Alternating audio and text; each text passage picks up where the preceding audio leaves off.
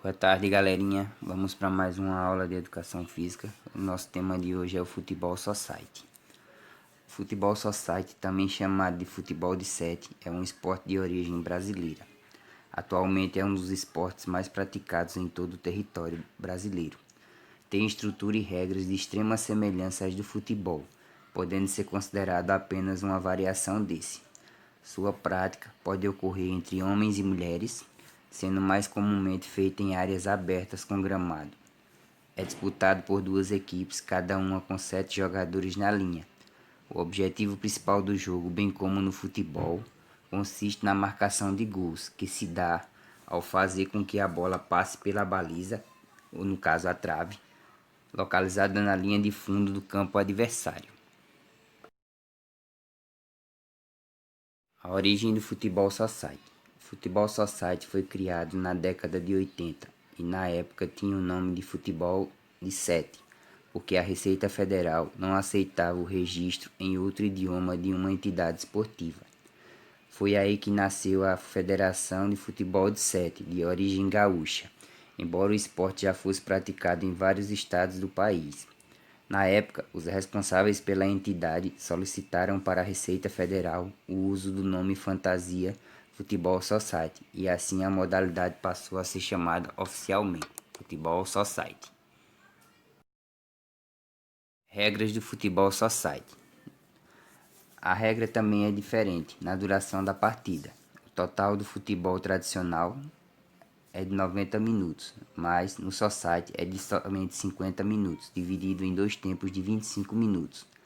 A arbitragem é reduzida no Futebol Society. Ela deve ser composta somente por 2 árbitros, enquanto no futebol tradicional há o árbitro oficial e mais 3 assistentes. Vamos agora às principais diferenças entre o futebol tradicional e o Futebol Society. Os times de Futebol Society devem ter apenas 7 jogadores, enquanto no tradicional futebol de campo as equipes têm 11 jogadores. Outra diferença do futebol tradicional: a grama sintética para o futebol society são aliados, enquanto o futebol de campo tradicional tende a ser grama natural, embora já existam alguns clubes e estádios brasileiros que possuam estádios com grama sintética. O campo de futebol society também tem regras bem específicas, já que ele é sempre menor em comparação à versão clássica, que é o futebol de campo. Montar uma quadra de futebol society significa atender às medidas de 45 metros de comprimento por 25 metros de largura, podendo chegar a 55 metros de comprimento por 35 de largura no máximo, sempre com grama de futebol sintética.